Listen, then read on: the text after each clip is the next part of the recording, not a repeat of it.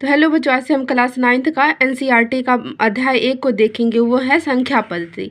तो चलिए इसको हम चालू करते हैं। इसके चालू करने से पहले हम ये समझ लेते हैं इसके भूमिका को कि संख्या होती क्या है। तो चलिए इसको हम सबसे पहले समझते हैं।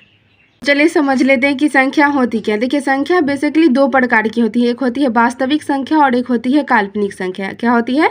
एक होती है वास्तविक संख्या,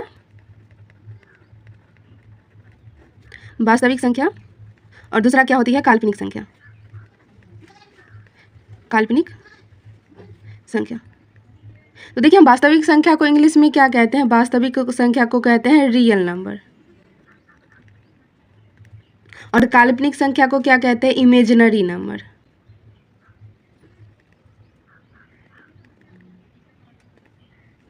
तो अब देखिए, यहाँ पे संख्या कितने प्रकार की होती हैं? दो प्रकार की होती है। कौन कौन होती है? वास्तविक संख्या और काल्पनिक संख्या होती है। तो यहाँ पे देखिए, वास्तविक संख्या क्या होती है? वास्तविक संख्या वो संख्या होती है जिसे हम संख्या रेखा पे व्यक्त कर सकते हैं। जैसे यहाँ पे एक संख्या रेखा लिख देंगे, उस पर क्या लिख देंगे? जैसे इधर होता है ऋणात्मक संख्या होता है, जैसे इधर होता है ऋणात्मक संख्या होता है, इधर धनात्मक संख्या होता है। मतलब कि संख्या रेखा पे हम जितने भी सारे संख्या को व्यक्त कर सकते हैं वो वास्तविक संख्या के अंतर्गत आ जाएगा।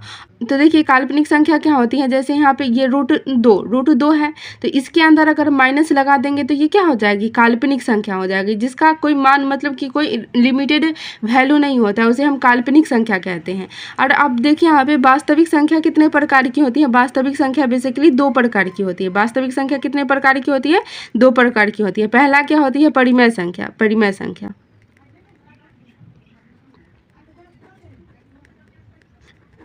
परिमेय संख्या। और दूसरा क्या क्या होती है? और दूसरा क्या होती है? अपरिमेय संख्या। अपरिमेय संख्या। अब देखिए, परिमेय संख्या को इंग्लिश में हम क्या कहते हैं? परिमेय संख्या को हम कहते हैं इंग्लिश में रेशनल नंबर, और अपरिमेय संख्या को क्या कहते हैं? Irrational number. अब देखिए, परिमेय संख्या क्या होती है? परिमेय संख्या वैसी संख्या होती है जिसे हम क्या कहते हैं, कर सकते हैं, पी बाई क्यू के रूप में लिख सकते हैं, और जहाँ क्या हो, क्यू इजकल टू जीरो के बराबर ना हो, क्यू क्या हो? जीरो के बराबर ना हो। और यहाँ पे देखिए, परिमेय संख्या क्या होती है जिसे हम पी बाई क्यू के रूप में लिख सकते हैं, और जहाँ क्या होगा, क्यू जीरो के बराबर ना हो, उसे हम क्या कहते हैं? परिमेय संख्या कहते हैं। देखिए, यहाँ पे क्या होगा, जिसे हम पी बाई क्यू के रूप में लिख सकते हैं, और जहाँ क्या होगा, Q is equal to not zero, मतलब क्यू जीरो के बराबर नहीं होना चाहिए, उसे हम परिमेय संख्या कहते हैं। और यहाँ पे एक और इसका ये होता है कि पूर्णांक क्या होता है? परिमेय संख्या क्या होता है? पूर्णांक के रूप में होता है। पूर्णांक के रूप में होता है।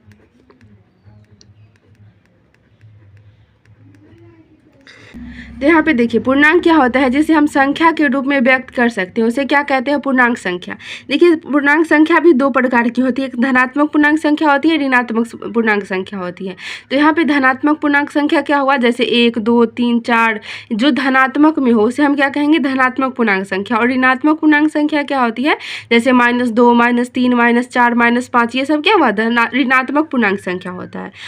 तो देखिए, परिमेय, तो यहाँ पे देखिए, परिमेय संख्या के डिफिनेशन में एक और लिख सकते हैं, जहाँ दो संख्याओं का HCF कितना हो? HCF 1 हो।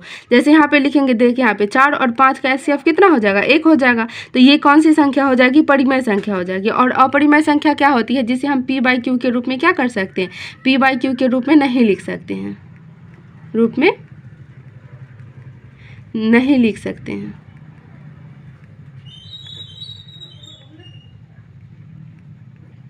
उसे हम क्या कहते हैं? अपरिमेय संख्या कहते हैं। इतना तक तो आप डिफिनेशन अच्छे तरीके से समझ लिए होंगे, और इसको अपने कॉपी में ज़रूर लिख लीजिएगा इस एक्सरसाइज को चालू करने से पहले। तो चलिए इसकी एक्सरसाइज को हम पढ़ते हैं। तो देखिए, यहाँ पे प्रश्नावली 1.1 का पहला नंबर क्वेश्चन देख लेते हैं। क्या कह रहा है कि क्या शून्य एक परिमेय संख्या है? क्या इसे आप P बाई क्यू के रूप में लिख सकते हैं, जहाँ P और Q पूर्णांक है और Q is equal to not zero है? तो हम बोलेंगे बिल्कुल शून्य एक परिमेय संख्या है। तो आप बोलेगा कि कैसे? तो चलिए इसको हम सिर्फ कर देते हैं। तो यहाँ पे लिखेंगे पहला नंबर क्वेश्चन में, हाँ, शून्य एक परिमेय संख्या है। तो देखिए यहाँ पे शून्य एक परिमेय संख्या है, लिखने से थोड़ी ना होगा कि यहाँ पे तो सीधा करके बताना होगा।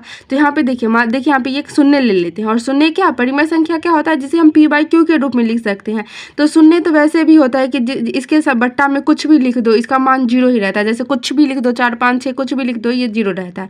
और एक तो किसी भी संख्या के बट्टे में रहे तो उसका मान जो ऊपर का मान रहता है वही रहता है। तो यहाँ पे ये क्या हुआ, p हुआ, और ये क्या हुआ, q हुआ। और यहाँ पे परिमेय संख्या क्या कहता है, q = नॉट 0 के बराबर हो। तो यहाँ पे q 0 के बराबर है नहीं है, तो ये क्या हुआ, परिमेय संख्या है।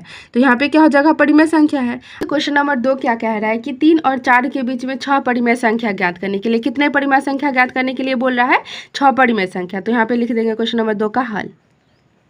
तो यहाँ पे देखिए 6 परिमेय संख्या निकालने को बोला है ना, तो यहाँ पे लिख देंगे 6 और प्लस में 1 जोड़ देंगे, = कितना हो जाएगा, 7 हो जाएगा। और कितने से किन किन संख्याओं के बीच कह रहा है, 3 और 4 के बीच कह रहा है। तो 3 के ऊपर नीचे 7 से गुना कर देंगे, और 4 के ऊपर नीचे 7 से गुना कर देंगे। तो यहाँ पे लिखेंगे 3 × 7/7 गुने कितना, यहाँ पे कितना हो जाएगा, 4 × 7/7। ये कंसेप्ट है कि अगर आपको बोले इतने और इतने के बीच में 6 परिमेय संख्या ज्ञात करने के लिए, तो यहाँ पे क्या है, 6 + 1 कर देंगे। जितना संख्या बोलेगा उतना में 1 जोड़ देंगे, और उस संख्या के ऊपर नीचे हम क्या कर देंगे, उसी संख्या से गुना कर देंगे। जैसे यहाँ पे 7 है तो 7 से गुना कर देंगे। तो यहाँ पे कीजिएगा तो कितना हो जाएगा, 7 या कितना होता है, 21/7 हो जाएगा, कॉमा कितना हो जाएगा, 7 चौक 28, 28/7 हो जाएगा। तो यहाँ पे 21/7 से 28/7 तक ले जाएंगे। तो यहाँ पे कितना हो जाएगा, 21/7, कॉमा कितना हो जाएगा, 22/7, कॉमा कितना हो जाएगा, 23/7, कॉमा कितना हो जाएगा, 24/7, 25/7, कॉमा कितना हो जाएगा, 26/7, कॉमा कितना हो जाएगा, 27/7, और यहाँ पे लास्ट कितना है, 28/7। 28/7 तक ले जाएंगे। 21/7 से लेके हमें कितना तक ले जाना है, 28/7 तक। और इसके बीच में हमें कितने परिमेय संख्या निकालना है, 6 परिमेय संख्या।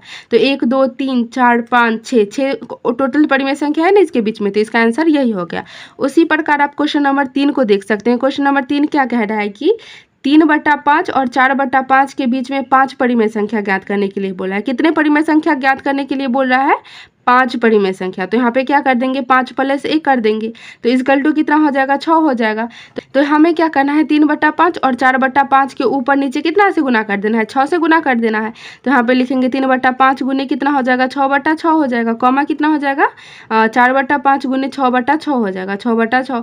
तो यहाँ पे कितना होगा, 6 × 18, और बट्टा में कितना हो जाएगा, 6 × 5 = 30, तो यहाँ पे हो जाएगा बट्टा में 30, और कॉमा कितना हो जाएगा, 6 चौक 24, बट्टा में कितना हो जाएगा, 6 × 5 = 30। तो हमें क्या करना है, 18/30 से कहाँ तक जाना है, 24/30 तक जाना है। तो हम यहाँ पे लिखेंगे 18/30, कॉमा कितना हो जाएगा, 19/30, कॉमा 20/30, कॉमा कितना हो जाएगा, 21/30, कॉमा कितना हो जाएगा, 22/30, कॉमा कितना हो जाएगा, 24/30, कॉमा 24/30 तक ही रहेगा, क्योंकि हमें लास्ट कितना है, 24/30 है। तो इसका आंसर यही हो जाएगा।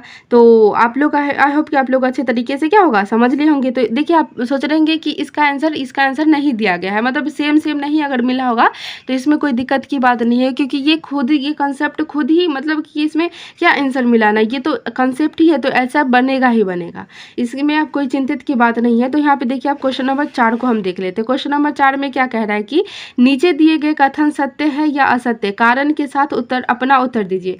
तो चलिए इसको हम बनाते हैं। तो यहाँ पे देखिए पहला नंबर क्वेश्चन क्या कह रहा है कि प्रत्येक प्राकृतिक संख्या एक पूर्ण संख्या होती है। तो यहाँ पे सत्य है या असत्य, इसको हम चलिए जांच करते हैं। तो यहाँ पे पहला नंबर क्वेश्चन, 4 का पहला नंबर क्वेश्चन क्या कह रहा है कि प्रत्येक प्राकृतिक संख्या पूर्ण संख्या होती है। तो यहाँ पे देखिए प्राकृतिक संख्या क्या होती है, प्राकृतिक संख्या जिसे हम देखिए यहाँ पे प्राकृतिक संख्या क्या होती है, गिनती की संख्या को प्राकृतिक संख्या कहते हैं। जैसे यहाँ पे 1 2 3 4 5 6 ये सब क्या हुआ, प्राकृतिक संख्या हुआ। और यहाँ पे क्या कर रहे हैं, प्रत्येक प्राकृतिक संख्या पूर्ण संख्या होती है। तो यहाँ पे लिखेंगे पूर्ण, तो पूर्ण संख्या क्या होती है, 0 1 2 3 4 5 यही पूर्ण संख्या ना होती है। प्राकृतिक संख्या के परिवार में अगर 0 को शामिल कर देते हैं तो वो क्या होती है, पूर्ण संख्या हो जाती है। तो यहाँ पे क्या कह रहा है कि प्रत्येक प्राकृतिक संख्या क्या पूर्ण संख्या होती है? बिल्कुल होती है। तो देखिए यहाँ पे जितने भी प्राकृतिक संख्या वो सभी पूर्ण संख्या में है ना। देखिए यहाँ पे 1 2 3 4 ये सभी पूर्ण संख्या में है, तो इसका आंसर क्या हो जाएगा? सत्य हो जाएगा। पहला का आंसर क्या हो जाएगा? सत्य हो जाएगा। अब देख लेते हैं दूसरा नंबर क्वेश्चन क्या कह रहा है। दूसरा नंबर क्वेश्चन क्या कह रहा है? प्रत्येक पूर्णांक एक पूर्ण संख्या होती है। प्रत्येक पूर्णांक एक पूर्ण संख्या होती है। तो पूर्णांक किसे कहते हैं? जिसे हम पूर्ण संख्या के रूप में लिख सकते हैं। जैसे यहाँ पे पूर्णांक का एग्जाम्पल अगर हम दे तो क्या हो जाएगा? यहाँ पे हो जाएगा -3 -2 -1 कॉमा कितना हो जाएगा? 0 1 2 3 4 यही है ना होता है पूर्णांक संख्या। प्रत्येक पूर्णांक क्या पूर्ण संख्या होती है? तो पूर्ण संख्या क्या होती है? 0 1 2 3 4 5 ये डैश डैश आगे तक चलते जाती है। तो यहाँ पे प्रत्येक पूर्णांक की क्या पूर्ण संख्या है? तो बोलिएगा नहीं। यहाँ पे तो -3 -2 -1 ये तो पूर्ण संख्या के परिवार में नहीं आता है। तो ये इसका आंसर क्या हो जाएगा? असत्य हो जाएगा। क्वेश्चन नंबर 4 का 2 का क्या हो जाएगा? असत्य हो जाएगा। अब देखिए थर्ड नंबर क्वेश्चन देख लेते हैं। थर्ड नंबर क्या कह रहा है? प्रत्येक परिमेय संख्या एक पूर्ण संख्या है। तो देखिए यहाँ पे परिमेय संख्या क्या होती है? परिमेय संख्या जिसे p/q के रूप में लिख सकते हैं। जैसे 2 3/4 -3 -2 2/3 ये सब क्या हुआ? परिमेय संख्या हुआ। प्रत्येक परिमेय संख्या क्या पूर्ण संख्या होती है? पूर्ण संख्या। तो पूर्ण संख्या क्या होती है? 0 1 2 3 ये डैश डैश तक इन्फिनिटी तक जाती है। तो यहाँ पे देखिए 3/4 क्या पूर्ण संख्या के परिवार में आती है? नहीं आती है। तो ये क्या हो जाएगा? असत्य हो जाएगा। ये असत्य हो जाएगा। थर्ड का क्या हो जाएगा? असत्य हो जाएगा। आई होप कि आप लोग अच्छे तरीके से समझ गए होंगे। जैसा भी लगे प्लीज़ कमेंट में बताइएगा और प्लीज़ सब्सक्राइब करके जाइएगा और अपने दोस्तों तक ज़रूर शेयर कीजिएगा। आज के लिए इतना ही, फिर मिलेंगे अगले वीडियो में। तब तक के लिए धन्यवाद। और आप लोगों को किसी भी क्लास की ज़रूरत हो, स्पेशली मैथ की वीडियो की, तो प्लीज़ आप लोग कमेंट कीजिएगा। आप लोगों को ज़रूर से ज़रूर मिलेगी उस क्लास की वीडियो। धन्यवाद आज के लिए।